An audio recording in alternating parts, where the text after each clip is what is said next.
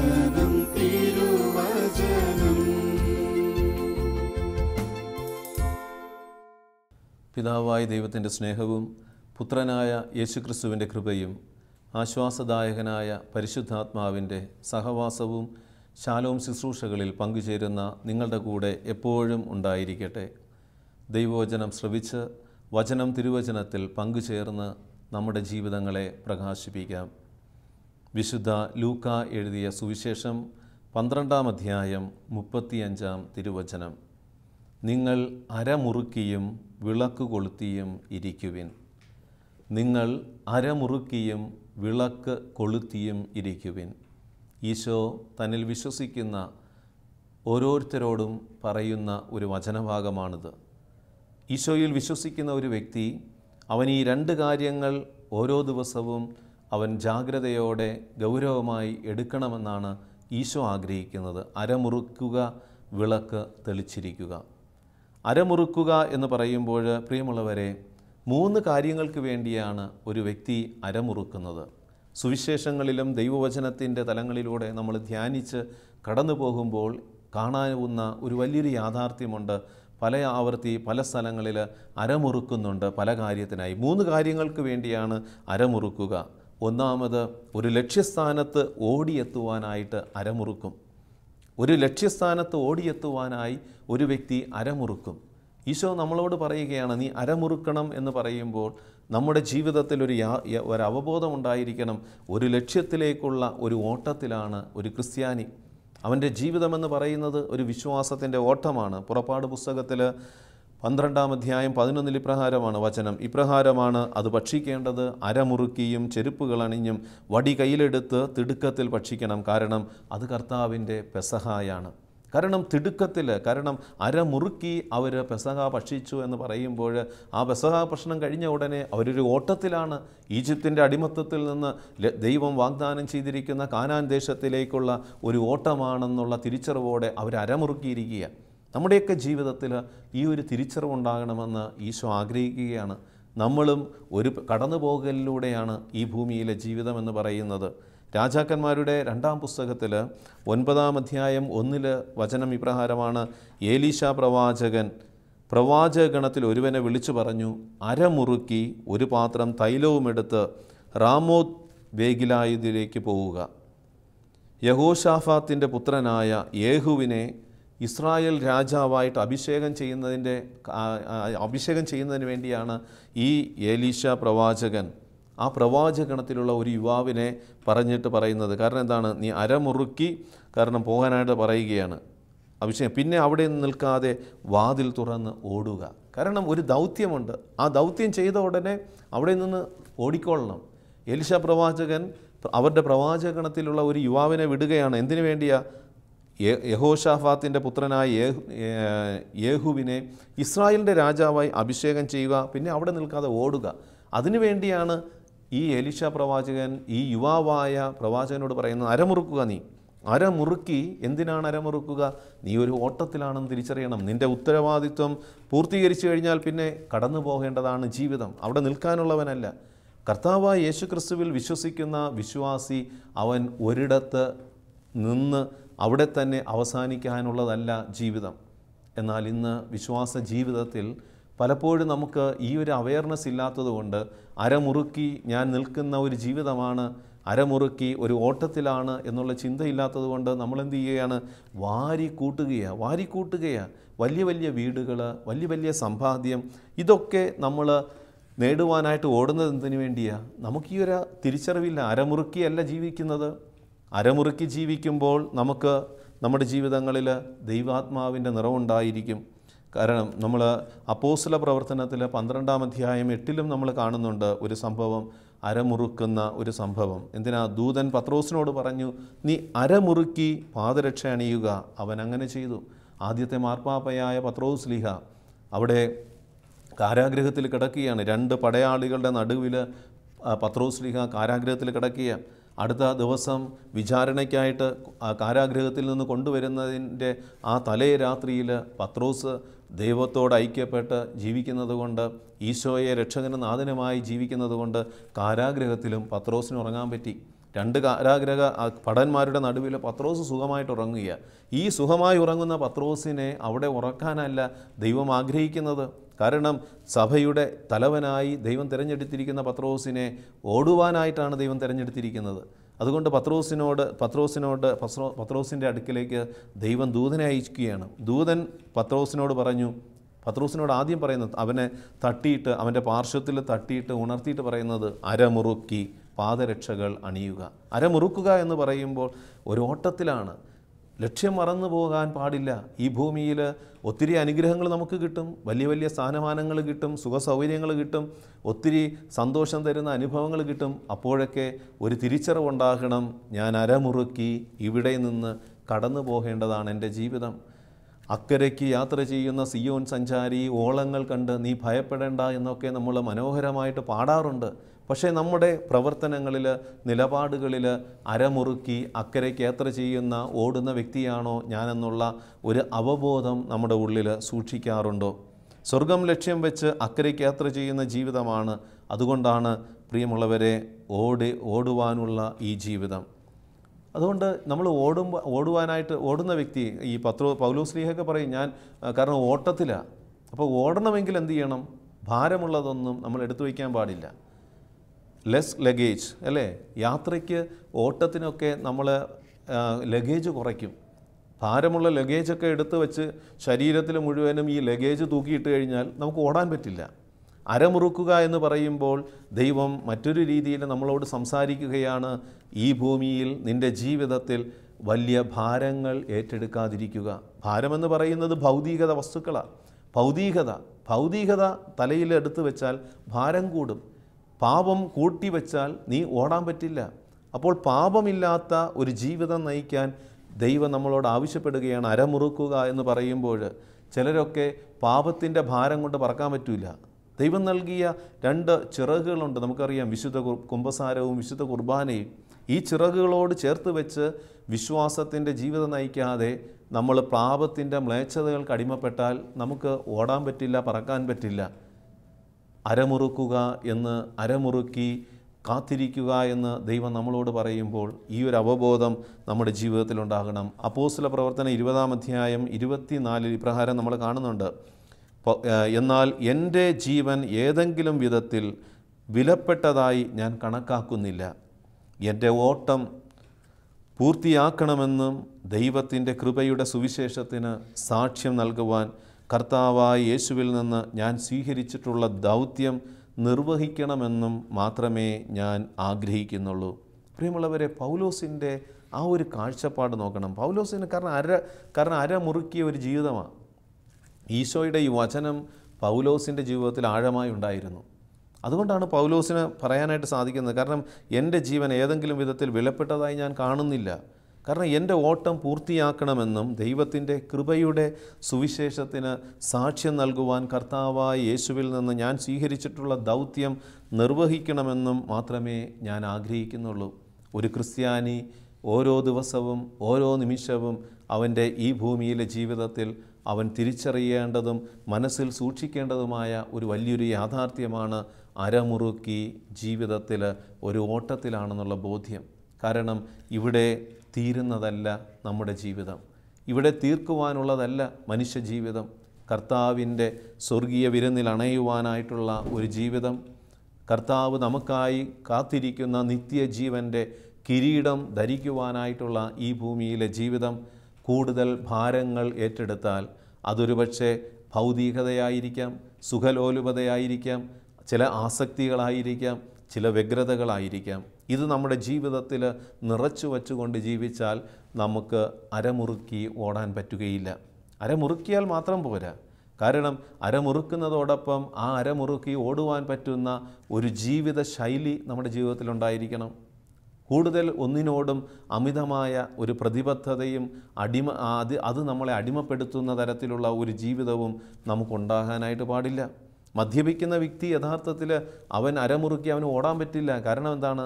ഈ മദ്യമെന്ന ഈ തിന്മ, ഈ പാപം അവനെ ഈ ലോകത്തിലേക്ക് പിടിച്ചിട്ടിരിക്കും. കൂടുതൽ ദൈവിക ചിന്തകളിൽ ഉയരാൻ പറ്റുകയില്ല. പ്രാർത്ഥിക്കുവാനും ദൈവം ആഗ്രഹിക്കുന്ന നന്മ പ്രവൃത്തികളിൽ പ്രവർത്തിക്കുവാനും ഈ മദ്യാസക്തി ഒരു വ്യക്തിയെ അതിന് തടസ്സം സൃഷ്ടിക്കും. അപ്പോൾ പാപത്തെ ഉപേക്ഷിക്കുക, സ്വർഗം ലക്ഷ്യം വെച്ച് ഓടുക എന്നാണ് അരമുറുക്കി കാത്തിരിക്കുക എന്ന് പറയുമ്പോൾ ദൈവം നമ്മളിൽ നിന്ന് ആഗ്രഹിക്കുന്നത്. അപ്പോൾ ഒന്നാമത്തെ കാര്യമാണ് തിമോത്തിയോസിന് എഴുതിയ 2-ാം ലേഖനത്തിലെ 4-ാം അധ്യായം 7 പറയുകയാണ്. പൗലോസ്ലീഹ തൻ്റെ പ്രിയപ്പെട്ട സുഹൃത്തായ തിമോത്തിയോസിനോട് പറയുന്നുണ്ട്. ഈ അരമുറുക്കി തൻ്റെ ജീവിതം അത്രമാത്രം ഗൗരവമായി എടുത്തതുകൊണ്ട് പൗലോസ്ലീഹയ്ക്ക് തിമോത്തിയോസിനോട് പറയാനായിട്ട് പറ്റി, ഞാൻ നന്നായി പൊരുതി എൻ്റെ ഓട്ടം പൂർത്തിയാക്കി വിശ്വാസം കാത്തു. കാരണം ഞാൻ നന്നായി പൊരുതി എൻ്റെ ഓട്ടം പൂർത്തിയാക്കി വിശ്വാസം കാത്തു. അതെ, മിനിമം നോട്ട് മാക്സിമം. ഓടണമെങ്കിൽ മിനിമം ആയിരിക്കണം നമ്മുടെയൊക്കെ ജീവിതത്തിൽ. നമ്മൾ വാരിക്കൂട്ടുന്ന സമ്പത്താകാം, അല്ലെങ്കിൽ നമ്മൾ ഉപയോഗിക്കുന്ന ലക്ഷറീസ് ആയിട്ടുള്ള ഉപയോഗ വസ്തുക്കളൊക്കെ, നമ്മളിതൊക്കെ മാക്സിമം എന്നുള്ള ചിന്ത ഒരു ക്രിസ്തു വിശ്വാസിക്ക് ചേർന്നതല്ല. ഏറ്റവും വില കൂടിയത് എന്ന് വരുമ്പോൾ നമ്മുടെ ഉള്ളിൽ ഭാരം കൂടും. മാക്സിമം എന്നുള്ള ചിന്ത ഒരു ക്രിസ്തു വിശ്വാസിക്ക് ചേർന്നതല്ല. കാരണം ഈ ലോകത്തിലെ ഭൗതിക വസ്തുക്കളോട്, ഈ ലോകത്തിലുള്ള സുഖഭോഗങ്ങളോട് മാക്സിമം എന്നുള്ളൊരു ചിന്ത ഒരുവൻ്റെ ഉള്ളിലുണ്ടെങ്കിൽ അവന് നന്നായിട്ട് ഓടാൻ പറ്റില്ല. ആർത്തി ഉണ്ടായിരിക്കും. നമുക്കറിയാം, ചില പ്രശ്നങ്ങളൊക്കെ ഉണ്ടാകുമ്പോൾ, പ്രതിസന്ധികൾ ഉണ്ടാകുമ്പോൾ ആ സ്ഥലം വിട്ട് ഓടണമെങ്കിൽ നമുക്കതിനോടൊരു അറ്റാച്ച്മെൻ്റ് ഉണ്ടാകാതിരിക്കണം. അതിനോടൊരു അറ്റാച്ച്മെൻ്റ് ഉണ്ടായാൽ ആ സ്ഥലം വിട്ട് പോകാൻ പറ്റില്ല. ഏതാനും വർഷങ്ങൾക്ക് മുമ്പ് സുനാമി വന്ന ഒരു സുനാമിയുടെ അവസരം വന്നപ്പോൾ ആ സ്ഥലത്തുള്ളവരെല്ലാം ആ സ്ഥലം വിട്ട് അവർ സുരക്ഷിതമായ സ്ഥലത്തേക്ക് നീങ്ങാനായിട്ട്, യാത്ര ചെയ്യാനായിട്ട് തയ്യാറാവുകയാണ്. എന്നാൽ അവിടെയുള്ള ഒരു കുടുംബം മാറുന്നില്ല. കാരണം ഇതാണ്, അവർ പറയുന്ന ആ വീട് വിട്ടുപോയാൽ അവിടെ വീട്ടിൽ ഒത്തിരി സ്ഥാനങ്ങളുണ്ട്, ഒത്തിരി വസ്തുക്കളുണ്ട്. നമ്മൾ വിട്ടുപോയാൽ ആരെങ്കിലും കള്ളന്മാർ വന്ന് ഇതെല്ലാം കവർച്ച ചെയ്യും, അല്ലെങ്കിൽ കയ്യിലുള്ള വസ്തുക്കളെല്ലാം നഷ്ടപ്പെടും, അല്ലെങ്കിൽ പറമ്പിലുള്ള ഈ ഭൗതികമായ വസ്തുക്കളൊക്കെ ആരെങ്കിലും എടുത്ത് മോഷ്ടിച്ചു കൊണ്ടുപോകും. അതുകൊണ്ട് അവിടം വിട്ടു പോകാനായിട്ട് അവർക്ക് മടിയെ. ഇതുപോലെയാണ്. അപ്പോൾ അപകടം മുന്നിൽ പതിയിരിക്കുന്നു എന്ന് തിരിച്ചറിഞ്ഞിട്ടും അവിടെ നിന്ന് നമുക്ക് ഓടി സുരക്ഷിതമായ ഒരു സ്ഥലത്ത് എത്തിച്ചേരണമെങ്കിൽ, പ്രിയമുള്ളവരെ, നമ്മുടെ ജീവിതത്തിൽ ചില ആർത്തികൾ ഉണ്ടാകാനായിട്ട് പാടില്ല. മിനിമം എന്നുള്ള മനോഭാവം ഉണ്ടായിരിക്കണം. നമ്മുടെ ഒരു മിനിമം ഉണ്ടായിരിക്കണം. വലിയ വീടുകൾ കെട്ടി, കാരണം 4 പേരടങ്ങുന്ന ഒരു കുടുംബം, അവർക്ക് താമസിക്കാൻ പറ്റുന്ന രീതിയിലുള്ള ഒരു വീട് ഉണ്ടാക്കിയാൽ മതി. പക്ഷേ ഇന്നെന്താണ്, 10 പേർക്കും അല്ലെങ്കിൽ മറ്റുള്ളവർക്കും ഒക്കെ വന്ന് 10 പേർക്ക് താമസിക്കാൻ പറ്റുന്ന രീതിയിൽ വിശാലമായ മുറികളുള്ള വീടുകളൊക്കെയാണ് നമ്മൾ ഈ ഭൂമിയിൽ കെട്ടിക്കൊണ്ടിരിക്കുന്നത്. പക്ഷേ നമ്മൾ മനസ്സിലാക്കുന്നില്ല, ഈശോ നമുക്ക് വാഗ്ദാനം ചെയ്തിട്ടുണ്ട്, ഞാൻ നിങ്ങൾക്ക് സ്ഥലമൊരുക്കുവാനായിട്ട് പോയിരിക്കുക. സ്ഥലമൊരുക്കി കഴിയുമ്പോൾ ഞാൻ നിങ്ങളെ വന്ന് വിളിച്ചു കൊണ്ടുപോകും. അപ്പോൾ ക്രിസ്തു വിളിക്കാൻ വരുമ്പോൾ അവൻ്റെ വിളി കേട്ട് അവനോടൊപ്പം ഓടണമെങ്കിൽ, യാത്ര ചെയ്യണമെങ്കിൽ നമ്മുടെയൊക്കെ ജീവിതത്തിൽ ഈ ഒരു തിരിച്ചറിവ് ഉണ്ടായിരിക്കണം. അരമുറുക്കിയുള്ള ഒരു ജീവിതമാണ് എൻ്റേത്. അരമുറുക്കുക എന്ന് പറയുമ്പോൾ 3 കാര്യങ്ങൾക്ക് വേണ്ടിയാണ് അരമുറുക്കുക. അതിലൊന്നാമത്തെ കാര്യമാണ് നമ്മൾ ധ്യാനിച്ചു കൊണ്ടിരിക്കുന്നത്. മറ്റൊന്നിനുമല്ല, ഓടുവാനായിട്ട്. ഓട്ടമാണ് ഈ ഭൂമിയിലെ ജീവിതം. സ്വർഗം ലക്ഷ്യം വെച്ചുള്ള ഒരു ഓട്ടമാണ് വിശ്വാസിയുടെ ജീവിതം. അതുകൊണ്ടാണ് പറയുന്നത്, ഈ ഫ്രാൻസിസ് അസീസി പറയും, we are strangers and pilgrims. കാരണം ഇതല്ല, ഈ ഭൂമി ഒരു സ്ഥായിയായ ഒരു അവസ്ഥയല്ല ക്രിസ്ത്യാനിയുടേത്. ഈ ഭൂമി വിട്ട് ഓടി നിത്യതയിലേക്ക് പ്രവേശിക്കേണ്ടതാണ് നമ്മുടെയൊക്കെ ജീവിതം. അതുകൊണ്ട് ഓട്ടത്തിലാണെന്നുള്ള തിരിച്ചറിവോടെ നമ്മുടെ ജീവിതങ്ങളിൽ പരിവർത്തനത്തിന് തയ്യാറാവുക. ഇന്ന് കർത്താവ് നമ്മളോട് അരമുറുക്കി ഓടുവാൻ പറഞ്ഞാൽ നമുക്ക് ഓടാൻ പറ്റുന്ന ഒരവസ്ഥയാണോ? അതോ ഭാരമേറിയതൊക്കെ നമ്മുടെ ശരീരത്തിലും നമ്മുടെ മനസ്സുകളിലും ഏറ്റിവെച്ചിട്ടുണ്ടോ? പാപത്തിൻ്റെ ഭാരം നമ്മുടെ ഉള്ളിലുണ്ടെങ്കിൽ നമുക്ക് ഓടാൻ പറ്റുകയില്ല. ഭൗതികതയുടെ, ഈ ലോകത്തിൻ്റെ സുഖലോലുപത, മദ്യാസക്തി, ജീവിത വ്യഗ്രത തുടങ്ങിയവയുടെ ഭാരങ്ങൾ നമ്മുടെ ജീവിതത്തിൽ തലയിലെടുത്തു വെച്ചാൽ നമുക്ക് ഓടാൻ പറ്റുകയില്ല. അതിനെ മാറ്റുവാനായിട്ട് നമ്മൾ തയ്യാറാകണമെന്ന് ഇന്നത്തെ തിരുവചനത്തിലൂടെ ദൈവത്തിൻ്റെ പരിശുദ്ധാത്മാവ് നമ്മളോട് പറയുകയാണ്. രണ്ടാമത് ഓടുന്നത് യുദ്ധം ചെയ്യുവാനും ശത്രുക്കളെ നേരിടുവാനും വേണ്ടിയാണ് അരമുറുക്കുന്നത്. വിശുദ്ധ വചനത്തിലൂടെ നമ്മൾ ധ്യാനിക്കുമ്പോൾ, ഉൽപ്പത്തി മുതൽ വെളിപാട് വരെയുള്ള ധ്യാനത്തിലൂടെ കടന്നു പോകുമ്പോൾ അരമുറുക്കുന്നത് രണ്ടാമത് നമ്മൾ കാണുന്നത് യുദ്ധം ചെയ്യുവാനാണ്. ശത്രുക്കളെ നേരിടേണ്ടി വരുമ്പോൾ, യുദ്ധം ചെയ്യേണ്ടി വരുമ്പോൾ അരമുറുക്കും. സാമുവേൽ പ്രവാചകൻ്റെ 2-ാം പുസ്തകം 20-ാം അധ്യായം 40, യുദ്ധത്തിനായി ശക്തി കൊണ്ട് അങ്ങൻ്റെ അരമുറുക്കി എന്നെ ആക്രമിച്ചവരെ അങ്ങ് എനിക്ക് അധീനരാക്കി.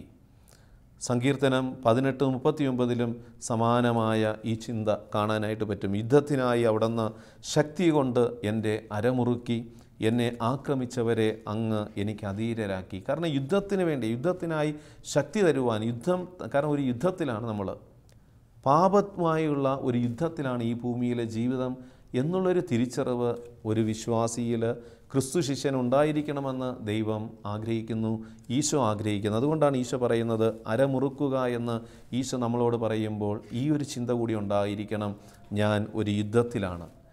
മക്കബേയക്കാരുടെ 1-ാം പുസ്തകം 3-ാം അധ്യായം 58, യൂദാസ് അരമുറുക്കി ധീരനായി നിൽക്കുവിൻ.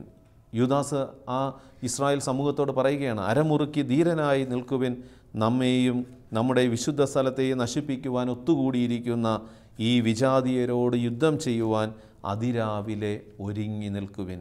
അരമുറുക്കുക എന്ന് പറഞ്ഞാൽ തിന്മയുടെ നേരെ യുദ്ധം ചെയ്യുക, തിന്മയുടെ നേരെ യുദ്ധം ചെയ്യുക. കാരണം ക്രിസ്തീയ വിശ്വാസ ജീവിതം എന്ന് പറയുന്നത് ഒരു യുദ്ധമാണ്. ശത്രു എന്താണ്? ലോകവും പിശാചും ശരീരവും ഒക്കെ ക്രിസ്തീയ വിശ്വാസ ജീവിതത്തിൽ ഒരു ശത്രുവാണെന്നുള്ള തിരിച്ചറിവ് വേണം. ലോകവുമായിട്ടുള്ള രമ്യത, ലോകവുമായിട്ടുള്ള അമിതമായ ഐക്യം ക്രിസ്തുവിൽ നിന്ന് നമ്മളെ അകറ്റും. ലോകത്തോടുള്ള മൈത്രി ക്രിസ്തുവിനോടുള്ള ശത്രുതയാണെന്ന് അറിഞ്ഞിട്ടും നമ്മൾ ലോകവുമായിട്ട് രമ്യതപ്പെടുവാൻ ശ്രമിക്കുമ്പോൾ നമ്മൾ അരമുറുക്കിയുള്ള ജീവിതമല്ല എന്ന് തിരിച്ചറിയണം. അരമുറുക്കിയ ഒരു വ്യക്തി അവനെപ്പോഴും ക്രിസ്തുവിനോട് ഐക്യപ്പെട്ട് ശത്രുവിനെ പരാജയപ്പെടുത്താനായിട്ട് ശ്രമിക്കും. സങ്കീർത്തനം 144:1 എൻ്റെ അഭയശിലയായ കർത്താവ് വാഴ്ത്തപ്പെടട്ടെ, യുദ്ധം ചെയ്യുവാൻ എൻ്റെ കൈകളെയും പടപൊരുതുവാൻ എൻ്റെ വിരലുകളെയും അവിടുന്ന് പരിശീലിപ്പിക്കുന്നു. ക്രിസ്തീയ വിശ്വാസ ജീവിതം ഒരു യുദ്ധമാണ് എന്ന് തിരിച്ചറിയണം അരമുറുക്കുക എന്ന് പറയുമ്പോൾ നമ്മൾ. കാരണം അരമുറുക്കുക എന്ന് പറയുമ്പോൾ ഒരു യുദ്ധമാണ്. ഈ ഭൂമിയിലെ ജീവിതം ഒരു യുദ്ധമാണ്. എപ്പോഴും നമ്മുടെ മുമ്പിൽ തിന്മയുണ്ട്, അന്ധകാര ശക്തികളുണ്ട്. അതിനെ കീഴടക്കാനായിട്ടുള്ളൊരു മനോഭാവം വേണം. കാരണം നമ്മുടെ യുദ്ധമെന്ന് പറയുന്നത് ദുരാത്മാക്കൾക്കെതിരായിട്ടാണ് പടവെട്ടുന്നത്, ദുരാത്മാക്കൾക്കെതിരായിട്ടാണ്. അതിനാൽ ദൈവത്തിൻ്റെ എല്ലാ ആയുധങ്ങളും ധരിക്കുവിൻ പറയുകയാണ് പൗലോസ്ലീഹ. മാംസരക്തങ്ങളുടെ, കാരണം അപ്പോസ്തല പ്രവർത്തനത്തിലൊക്കെ നമ്മൾ കാണുന്നുണ്ട് ഒരു യുദ്ധമാണ് ക്രിസ്തീയ വിശ്വാസ ജീവിതം. അരമുറുക്കുക എന്ന് പറയുമ്പോൾ എൻ്റെ ജീവിതം ഒരു യുദ്ധമാണ്, തിന്മയുടെ അന്ധകാര ശക്തികളുമായിട്ടുള്ള ഒരു യുദ്ധം. അതിന് നമ്മൾ മുറുക്കുക എന്ന് പറയുമ്പോൾ നമ്മുടെ ജീവിതത്തിൽ യുദ്ധത്തിന് ചേർന്ന ആയുധങ്ങൾ നമ്മുടെ കൂടെ ഉണ്ടായിരിക്കണം. ഒരു യുദ്ധത്തിലാണ്.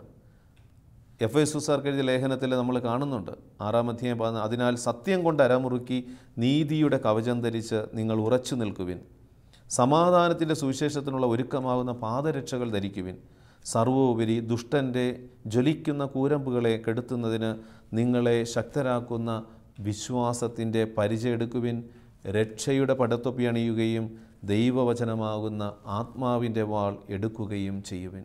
അപ്പോൾ അരമുറുക്കുക എന്ന് പറയുമ്പോൾ തിന്മയുടെ അന്ധകാര ശക്തികളുമായി ഞാനൊരു യുദ്ധത്തിലാണെന്നും ആ യുദ്ധത്തിൽ എനിക്ക് വിജയിക്കണമെങ്കിൽ കർത്താവ് പറഞ്ഞിട്ടുള്ള ഈ ആയുധങ്ങൾ നമ്മുടെ ജീവിതത്തിലുണ്ടായിരിക്കണം.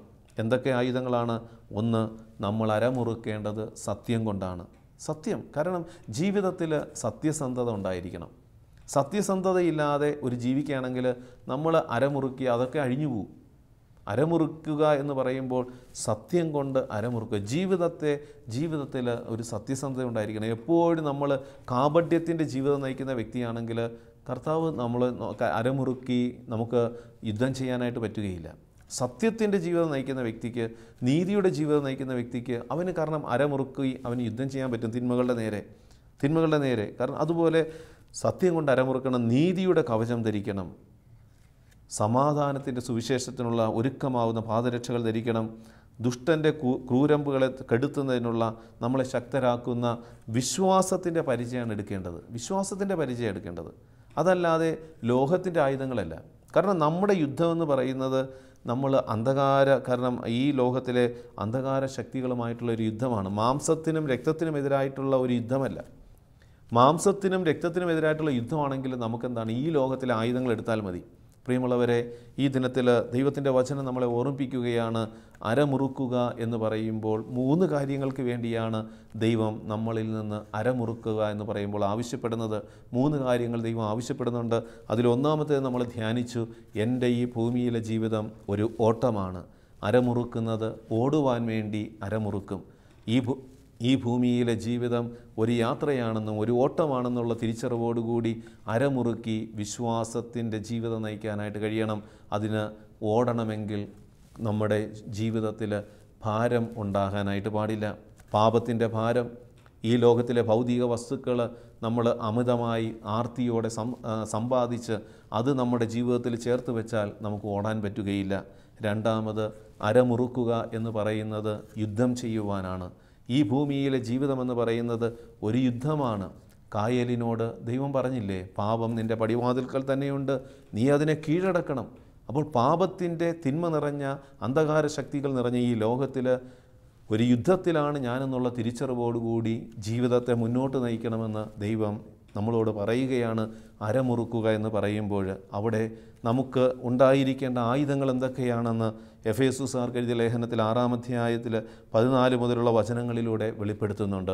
ഈ 2 ചിന്തകൾ നമുക്ക് ഈ തിരുവചനത്തിൽ ഹൃദയത്തോട് ചേർത്ത് വയ്ക്കാം. മൂന്നാമത്തേത് അടുത്ത് തുടർന്ന് വരുന്ന തിരുവചനത്തിൽ നമുക്കത് ശ്രവിച്ചുകൊണ്ട് ദൈവാത്മാവിനോട് ഐക്യപ്പെടാം. ഈ നിമിഷം നമുക്ക് കർത്താവിൻ്റെ സന്നിധിയിൽ നമ്മൾ ധ്യാനിച്ച ആ വചനത്തെ ഒരിക്കൽ കൂടെ മനസ്സിൽ ചേർത്ത് വയ്ക്കാം.